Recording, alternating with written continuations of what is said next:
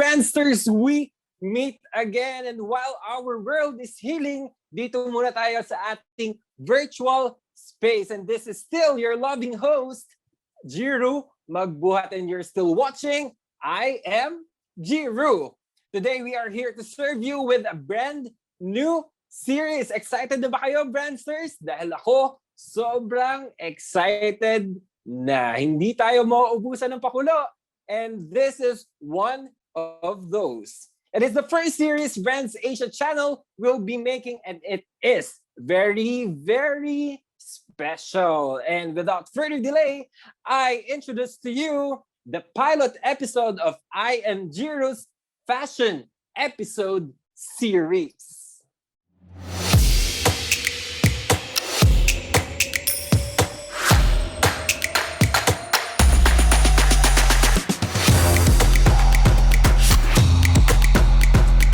I travel.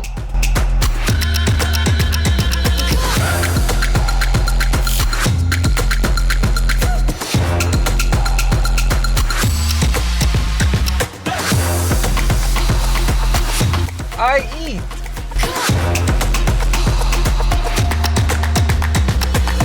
I enjoy.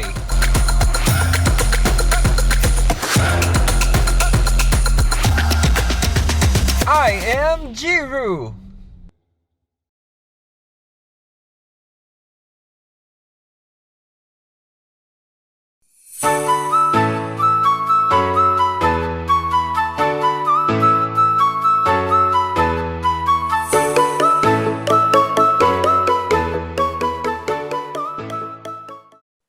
All right, very exciting, di ba, Brandsters? In this pilot episode of the fashion series, we are so blessed to have not only one, but two. Oo, Brandsters, dalawa ang makakasama natin for tonight. And they are from the fashion industry. Sino kaya sila? Kaya niyo humula kung sino sila? Let us meet them one by one. One of our guests is a global fashion designer, and the other one is a popular fashion stylist in the Philippines. The first one is a global fashion designer that made a strong impression in the fashion industry. Even at an early age, he has shown unique talent in arts and painting. That is why it is no surprise that he had won numerous fashion competition. To name a few, he was the grand prize winner for Fashion Australia, a finalist in Paris Young Designer, and Smirnoff Fashion and Young Achievers awardee. He is Mr. John Guarnes. Another guest today is a sales executive turned into a fashion stylist. He graduated from St. Paul University with a degree in business administration and is currently working as an associate in a fintech company. Despite having a full-time job, he has continuously shown his passion and worked as a fashion stylist. He is known to be Miss Universe Philippines 2019 Gazini Ganados admin and had collaborated with several renowned fashion designers in the Philippines. He is none other than Mr. Brasty Jaymar. Thank you for joining me today, Sir John and Sir Brasty. It is really an honor to be talking with you. But before we start, kindly introduce yourself to our beloved Brandsters. Can we start with you, Sir John? Hello, everyone. This is John Guarnes, your fashion designer guest, and I'm excited on this episode, and I'm sure we're gonna learn a lot from tonight's episode. And Jiro, ha, masyado kang hyper, and I love that idea. Yes, Sir John. Habang ang ating mundo ay nasa healing period, dapat tayo dito sa virtual space, mataas yung energy natin. Thank you very much, Sir John, for joining me today. Marami tayong pag-uusapan na sure ako magiging exciting para sa ating mga Brandsters. So let's go to our next guest for today, Sir Brasty. Hi everyone, this is Brasty. I am a fashion stylist. I collaborated and worked with different renowned fashion designers here in the Philippines, like Francis Libiran, John Guarnes. Yes, I collaborated with Sir John. Also, Carl Arcusa, Matthew Alcantara, and aside from that, I am also an associate in the financial industry in in BGC, located in BGC. Wow, Sir Brasty, sobrang busy naman Kinakabahan pala ng isang ako. This is my Sir first time Brasty. kasi, Jeru. So, yun. So, this Okay is lang. my first time. Kinakabahan ako. And I'm happy. I'm happy. It's an honor to be here. And thank you for inviting me. Thank you. No, Sir Brasty and Sir John, ako yung kinakabahan for today dahil malalaking pangalan pala yung kausap ko ngayong araw na to. And Brandsters, this is really a treat for all of you. Sir Brasty and Sir John, our episode for today is entitled Fashion Emergency. Well, gusto ko lang po itanong, in your own opinion, ano ba yung naiisip nyo when you hear fashion emergency? Can we start with Sir Brasty? Okay. So, I think, to be honest, fashion emergency has a lot of different meaning. So, it can be described as mismatch or ill-fitting sa clothes ng isang tao, or it can also refer to grooming, doon sa grooming or doon sa look ng isang person. Like, for example, the hair and makeup doesn't complement with the look to be more cohesive. You get what I mean? So, but more than Yes, that, sir. for me, I guess fashion emergency means there is something wrong with what you are wearing, and um, they need to be fixed as soon as possible. Like, it can be an accident that can or may ruin your look. Like, for example, if you were wearing a jeans and then natanggal yung botones, so you really have to have the fashion emergency kit with you all the time para maayos yung botones ng pants mo. And dun naman sa second question na yun, I think fashion emergent a pandemic is based on what I have said earlier. I think pandemic is not really that part of the fashion emergency. So that's my own viewpoint. That's my own notion with the word fashion emergency. Yun pala yun, sir. So, pag narinig pala yung fashion emergency, medyo negative pala talaga siya. Am Not I naman right? negative. Hindi naman siya that negative masyado. Parang very alarming lang siya. Lalo na kapag you were a fashion girl or you are a fashion boy. Kasi you really want to have this look na malinis, maayos. So, when the time comes talaga na nagkakaroon ng mga instances na ganun, so you really have to be prepared. Like, for example, if you are wearing a white polo shirt, so dapat hindi mo yun madudungisan. So, parang ganun.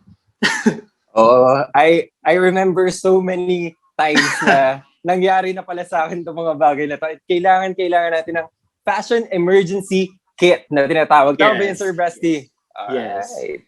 Okay. Thank you so much, Sir Brasty. I want to hear from you naman, Sir John. Sa isang malaki at kilalang fashion designer. Yes. What can you say about fashion emergency? Fashion emergency, pag yun ang narinig ko, may ambulance.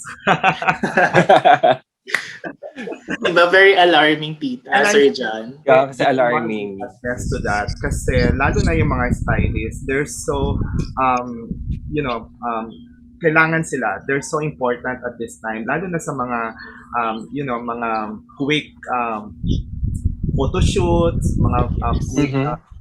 so kailangan ng mga emergency, fashion emergency kasi kailangan ng ganito.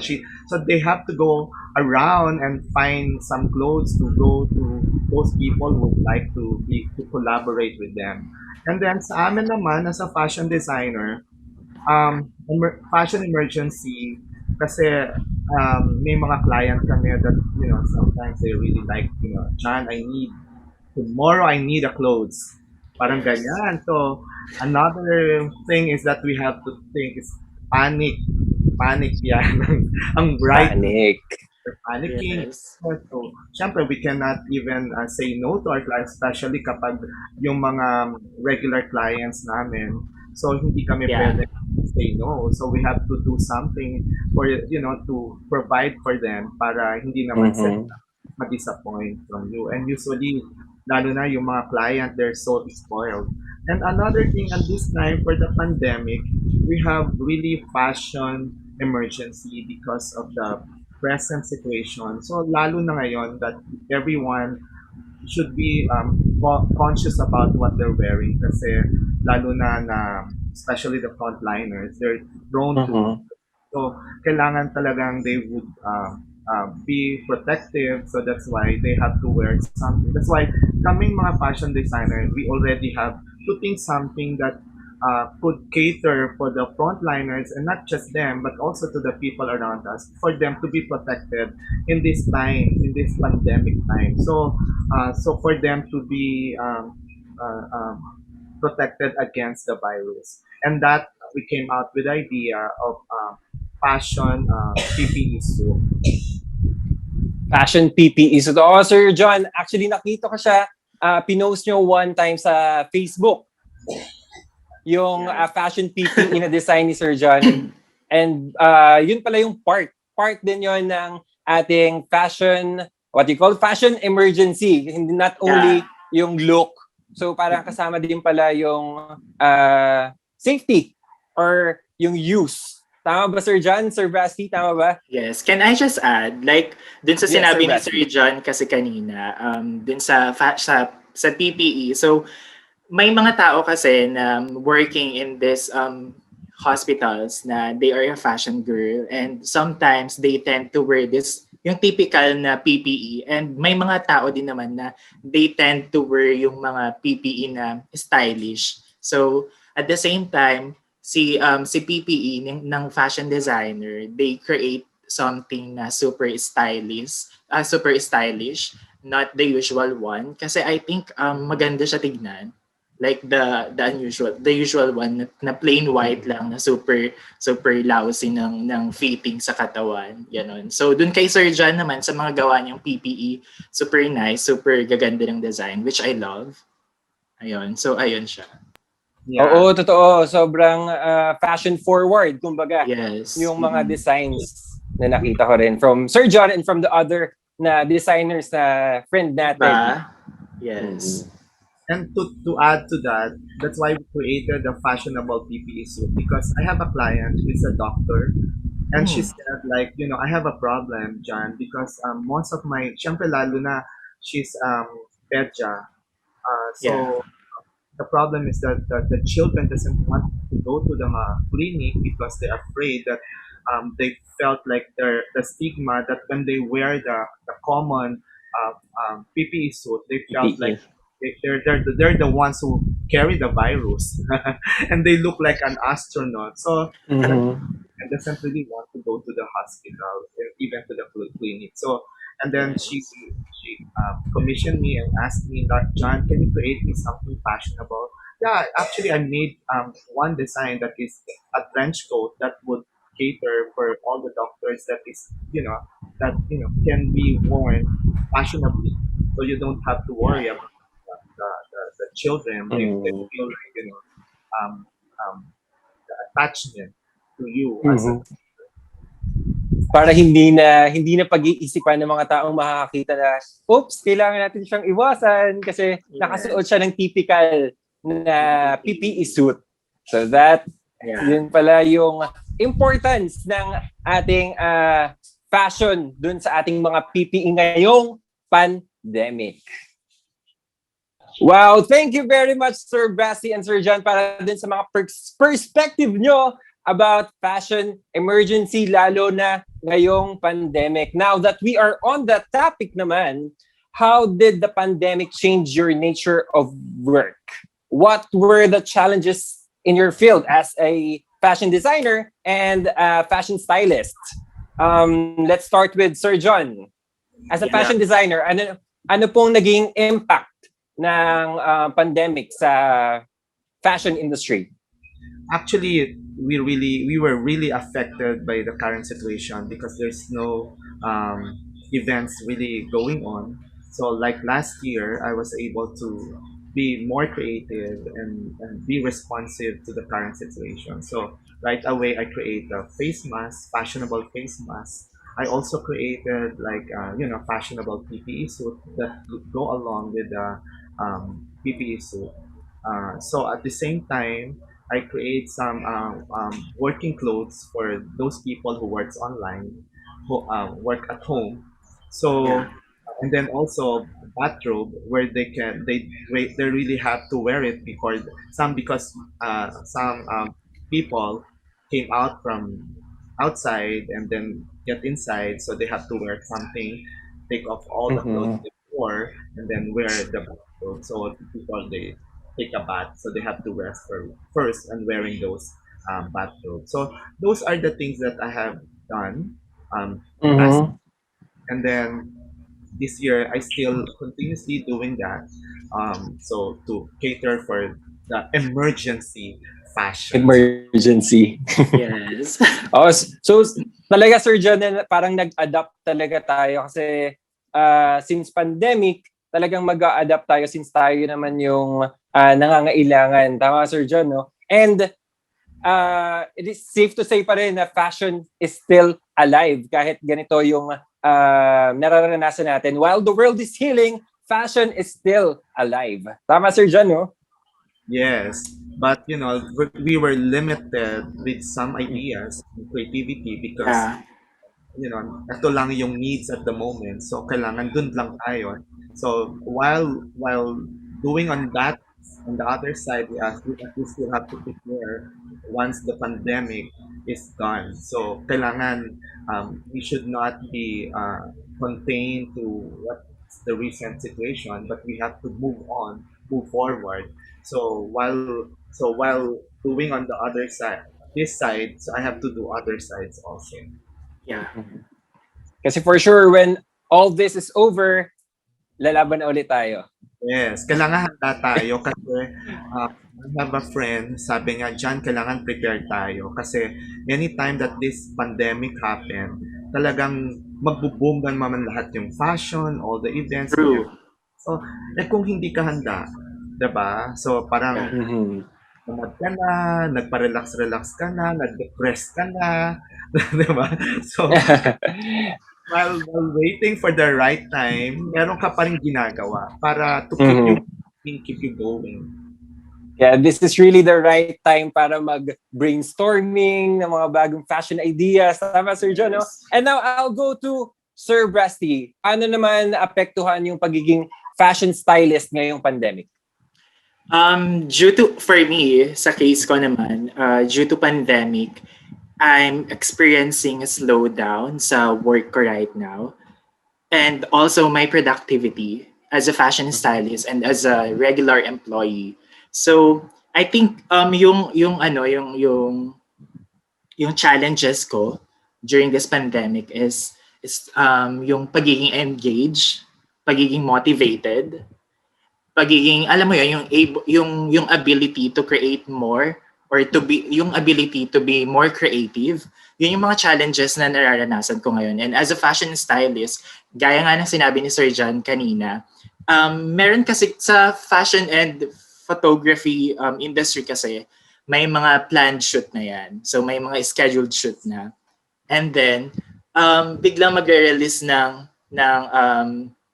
status etong IATF na or yung government na under GCQ tayo, Oo, under biglang close ulit. GCQ, yes. So, malilimit na naman yung so mamove na naman yung mga shoots, yung mga scheduled shoot namin. So, I think sa part ko as a fashion stylist, yun talaga yung naging hindrance or naging challenge sa part ko. And I know a lot of my friends from the fashion and photography industry will agree to this one na super talaga na super challenge yun sa amin kasi planado na lahat sa fashion kasi as a fashion stylist there are a lot of pull outs na mangyayari, there are a lot of collaborations with different designers, and yung time na na settle namin for that one kailangan magplan mag-work pa rin yung plan so Kaso nga lang, dahil sa pandemic, hindi siya matutuloy. So we have to Mhm. think muna yung sa safetyness ng bawat isa. That's why yung sa mga events ngayon, ayun, patay talaga yung business. And yun yung challenges for me as a fashion stylist, I guess. Mag-follow-up question na ako dyan, Sir Brasty. Paano ka nag-cope up naman? Okay, so with that one naman, I think nag-cope up ako kasi during the past months, I actually I have felt very privileged to be able to indulge myself in the ultimate luxury, which is time. So what I did is I did time to reflect. I did time to recharge. I did time to reconnect with my old friends, with Mhm. my distant family, kasi yung family ko ngayon is nasa province in Tuguegarao, and right now mag-isa ako ngayon sa Pasig. So I did that, and also yung mga abandoned ideas ko, like sa pagiging fashion stylist, kasi you have to be really more creative. So ayun, from pandemic, the time ang dami kong ideas na naisip na bago, okay, so we can have a collaboration shoot with this model. So ganito yung magiging layout. Gagawa ako ng mood board, and then i-present ko sa model, and then sa photographer, and then sa hair and makeup artist para maging aligned yung sa shoot namin. So ayun, yun yung ginawa ko during pandemic. So ayun. So sobrang daming ideas habang Yes. nakapapaligiran ng loved ones. Tama di ba, Sir Brasty? Yes, yes. How about as a fashion designer, Sir John? How did you cope up with the situation? Yeah, actually, malaking bagay na, you save for the situation. For the, if, like, for example, if there's a typhoon, you really, you prepare, you are always prepared for something that happens. So during the time na hindi tayo prepared to what will happen during the time, 'di ba? Last year, we were caught up with the situation. So Nagulat biglang, na lang tayo lahat. 'di ba? GCQ na. Oh my gosh. True. So whatever savings that I had at that time, yun ang ginawa kong pondo for me to survive for the whole year. So tapos fortunately after the pandemic biglang may pumasok na mga trabaho unti-unti. Tapos and then before the end of the year biglang may boom na project. Tapos yun naman ang nagsusustain for me for the business for the succeeding months. So ngayong months na for the next succeeding month, I don't know what will happen. Yeah, we just Let's have, pray for the best lang. yeah, we just have to trust in the Lord for Yes. Mhm. provides for everything, and He will not let. Yes. Yes, amen to that, Sir John. And I know na, well, actually, halos gumaganda naman yung nangyayari sa atin sa mundo. I feel like bumabalik naman tayo na sa normal. Hopefully, Yeah. Slowly. slowly but safely. Praying. Surely. Slowly but safely. Anyway, amidst these challenges and bouncing back, ano yung mga future endeavors or future plans nyo? How, Okay. like, for example, after nitong pandemic, when everything is over, Sir John, what will we expect from Sir John Guarnes? Um, Again, last year's, I really have to go back to ano no. Oh, Talagang it's okay. Go. for us to be reminded of what happened, what we're gonna do on the future. Kasi last year, talagang no plans. Pero it happens, ang dami nangyari. I still joined the Fashion Week. Ang daming virtual Fashion Week na dumating, nangyari, and I was invited. So natuwa naman ako, it happened. So ito namang year, meron pa, ang dami pa rin invitation for virtual Fashion Week. So yun na nakakatuwa. So I have another show this coming May, a virtual fashion week for London, and we just had Yes. also another virtual fashion week recently lang last February sa London din. So another invitation sa London. No, it's Scotland pala. So ayun, for my future plan, siguro I have to go back to my bigger production because I used to have a big production before. Pero naglaylo ako kasi medyo ang dami, I went to school, nagturo ako. So sa university. So parang kasi dream ko rin maging professor, maging teacher. Oh, So, nagturo ako sa St. Benilde for 15 years. So, naglaylo ako ng konti sa fashion. But, but my passion would always be there. So, yeah. medyo lang ako sa production. Pero prior to that, nag-export ako sa Japan, sa US, Wow. Australia. Pero, yun, and dahil napagod ako sa demand ng production, so, nag-keep naman ako for a small scale shop. Tapos nag-ano naman ako for school. Tapos ngayong year, yun ang bala ko na to come up with the siguro ready to wear, bridal All look. Party right. double. That's very Bongga. exciting. Sobrang exciting. And alam nyo ba, Brandsters, sobrang swerte ko rin na nakatrabaho ko si Sir John one time sa isang shoot. Tama ba, Sir John? Ito yung ginamit ni Remember Sir John. Well, yung mga suot namin is parang mga Japanese-inspired na Yeah. outfit Oh, na, nakita ko yon. Ang ganda nun. published Bongga. yes, in international magazine. Yes. published sa international magazine. Ay, Brandsters, naririnig mo yan. Pag international tayo, Brandsters. Oh, and Kaya sobrang swerte ko na nakasama ko si Sir John kahit isang beses lang sa buhay ko. How about you, Sir Brasty? I think for me, my future plan would be I will try to focus more on my current job right now or yung regular job ko kasi I am an associate in a fintech company located sa BGC. And of course, I will still keep on accepting styling services and if there is a pool of client, then why not? Pero right now kasi I'm super blessed kasi I have this celebrity candidate for Miss World Philippines this year na join and ako yung stylist niya for that for her journey. So I'm really hands-on. I'm really hands-on with her screening look, from her evening gown, from her daily activities, sa daily OOTD activities. So pinaplano Grabe, ko talaga lahat. sobrang And exciting. Pwede ba namin malaman kung sino yan? soon, yes, soon. Soon pa, kasi pasabog siya. Basta celebrity, yun yung clue ko ngayon. So she'll be joining Miss World Philippines this year. And basta ang masasabi ko maganda siya. Maganda. May lalaban siya. Ayun. So, Lalaban. I'm very thankful na kahit alam mo yon na may ganito yung sitwasyon natin, may mga clients na dumadating. So I'm very thankful and I'm very grateful for that.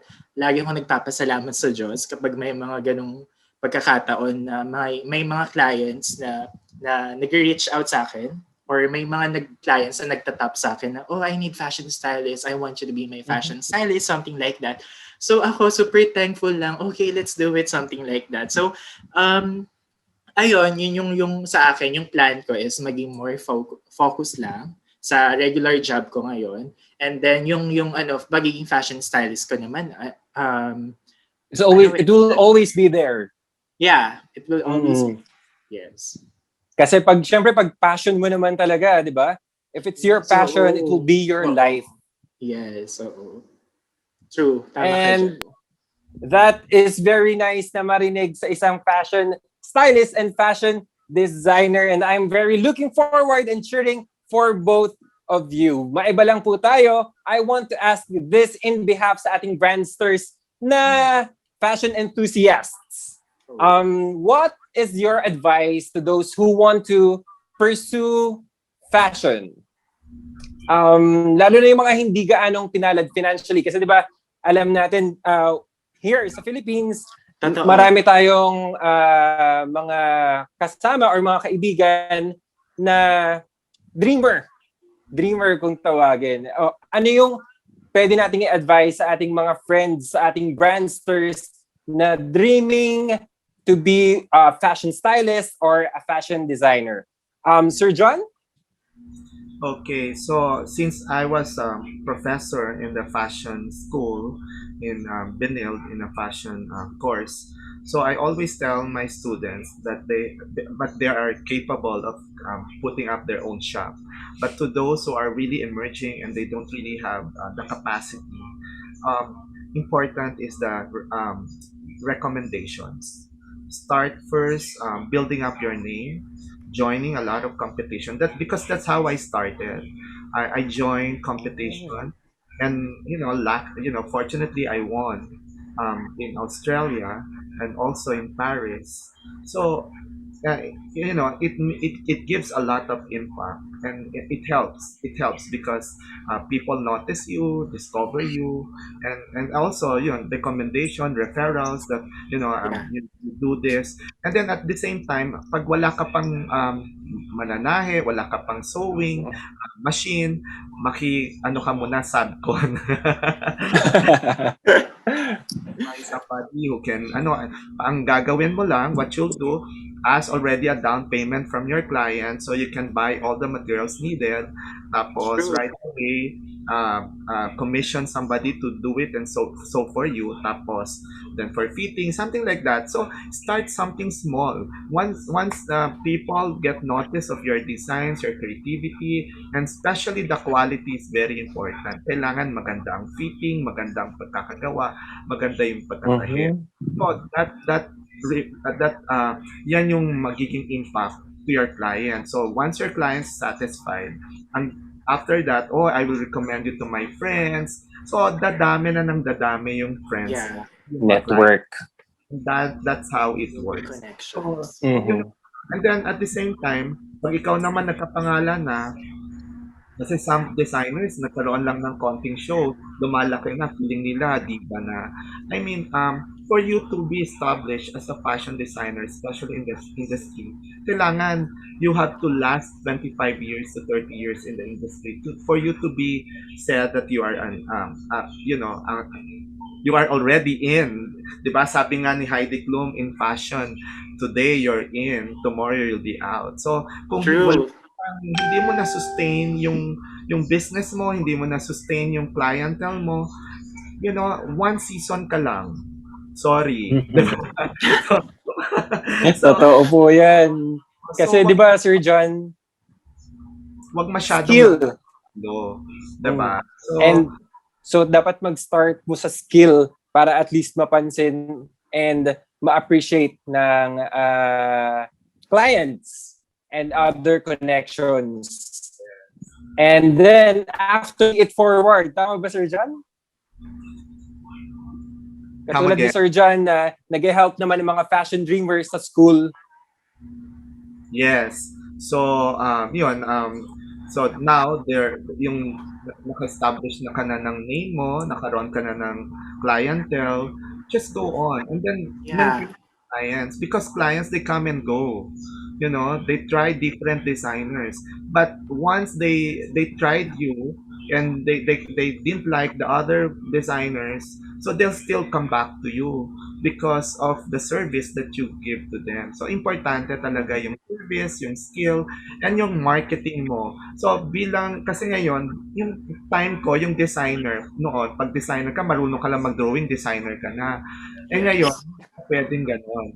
If you're a designer, you should know how to sew, to make a pattern, yeah, to draw. Lahat ng aspect ng fashion you should know, and you should have a basic of all these things para iwanan ka man ng pattern maker mo, iwanan ka man ng sewers mo, you know how to sew, you know how to do it by yourself.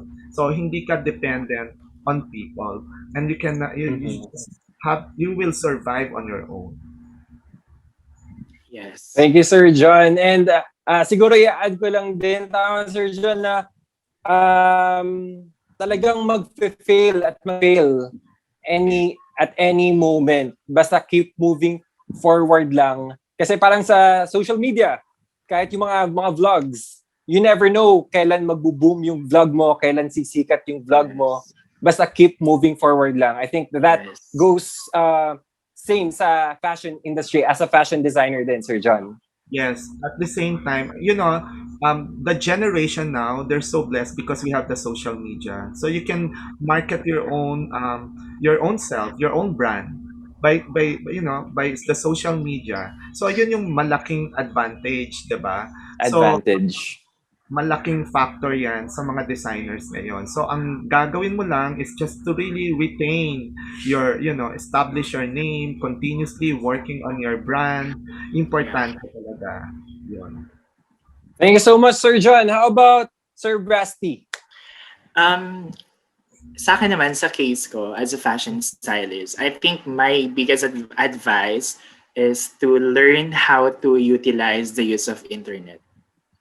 Kasi Mm. nowadays, di ba, may mga websites na nag-offer ng free courses, nag-offer ng free workshops, and then once na pumasok ka kasi sa ganung courses, bibigyan ka nila ng certificate.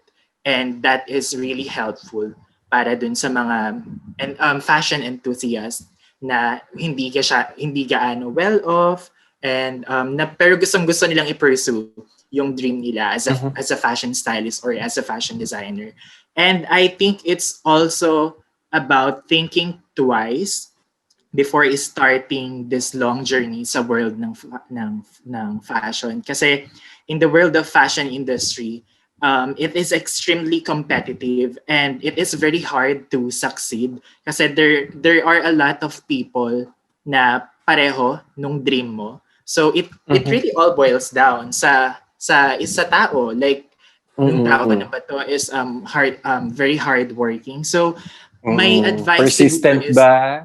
yes, perfect. So my advice, aside from utilizing the use of internet, my advice would be try to work hard, be determined enough, and believe in your capabilities and your qualities as a fashion designer or as a fashion stylist in the near future. And don't ever compare yourself to other people. Kasi once you compare Mhm. yourself to other people, dyan papasok yung insecurities. Like, bakit ganito siya? Bakit ganito lang ako? Like, wag kang ganon. Like, sana wag pumasok wag mong i-compare yung sarili mo to other people.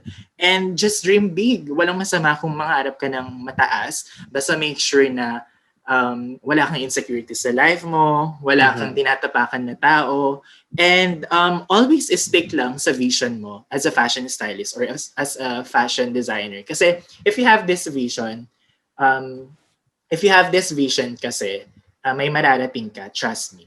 If you have that vision, may mararating ka. So, ayun. Mhm. That's Kasi my take. you can always you can always ask question dun sa mga nasa industry na, and you can always Yes. research, pero don't Yes. ever compare yourself. Yes, and as a fashion Kasi syempre stylist iba't iba talaga, gaya naman. nga ng Mm-mm. sinabi ni Sir John, it's really important to build strong connections with different designers in the fashion industry. Kasi sa pagiging fashion stylist, super laborious siya, and super a lot of effort, a lot of pull-outs, a lot of thinking yung involved. So I think having those people na talagang beneficial sa pagiging fashion stylist mo or pagiging fashion designer is super helpful na sa part namin. So ayun.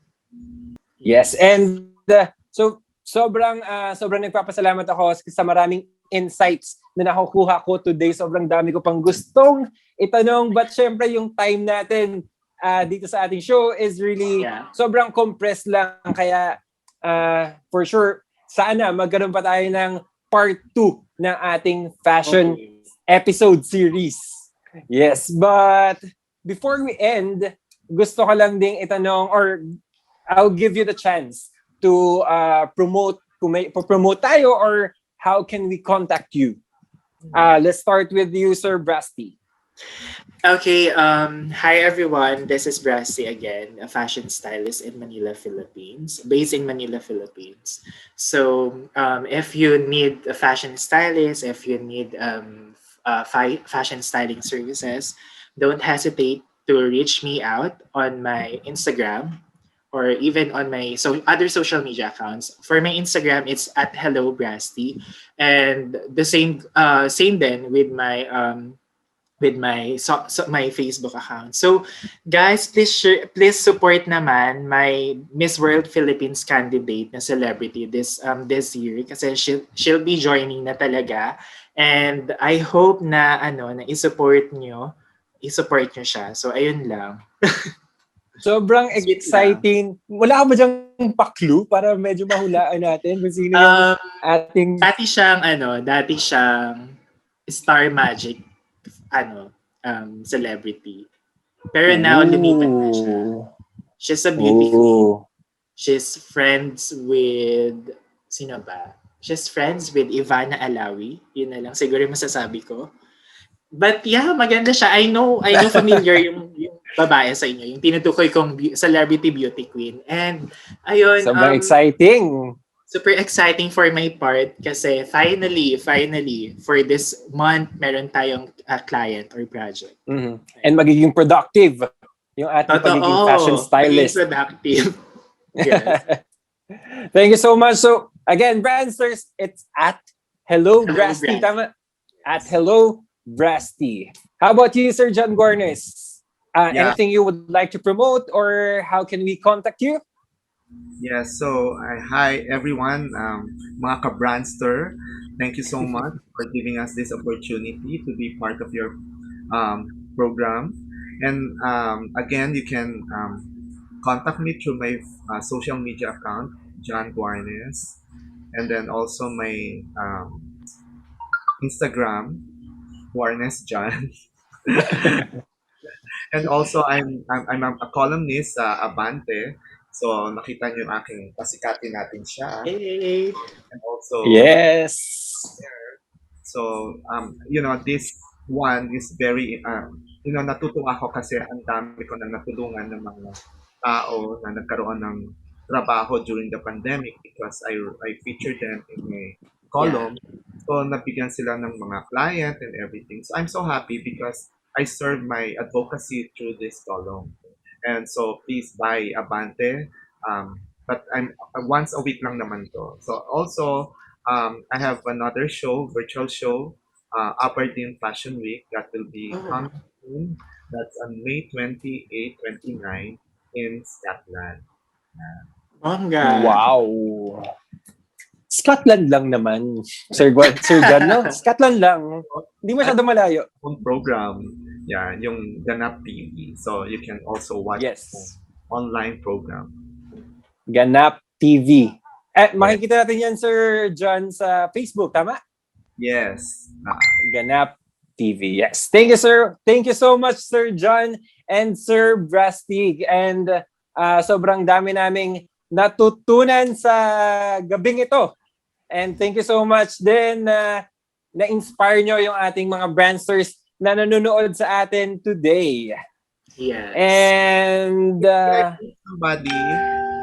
I greet Yes, Sir John. My partner in crime in Ganap TV, Bench Bell. Oh, hi. I know she's gonna watch and share this episode. For sure. How about Sir Brasty? Baka may gusto kang batiin dyan. It's not like pabati siguro, pero more on plugging na lang my styling account. So, sa mga ka-Brandster, please support naman my styling account on Instagram. I named it after my name, which is Brasty. So, my fashion styling account on Instagram is at BrassStylePH. So, you can check my works there. You can check my styling from there. So, ayun, please follow. Thank you so much, mga ka-Brandsters. Ang witty ng Brass Style. Tama, sir? Truly. Brass Style. Oh nga, no? Ang galing, no? Yes. STY yung last nung name. Tapos, sobrang perfect na perfect. In-incorporate ko na lang si style. Oo doon. So, yeah. Sobrang witty. Pag fashion stylist and fashion designer, sobrang ito talaga yung gumagana. Dapat creative ka talaga. Yeah. Dapat creative talaga in every sense. So, thank you very much again, Sir Brasty and Sir John, for joining me today sa ating first episode ng Fashion Episode Series sa I Am Jiru. Ayan mga ka-Brandsters, marami kayong natutunan and I hope you learned a lot today. Sobrang nag-enjoy ako sa interview na ito and sana kayo rin. If you are planning to become a fashion designer, ito na ang sign na hinahanap nyo. And if you're planning to become a fashion stylist, guys, Brandsters, ito na ang sign na iniintay nyo.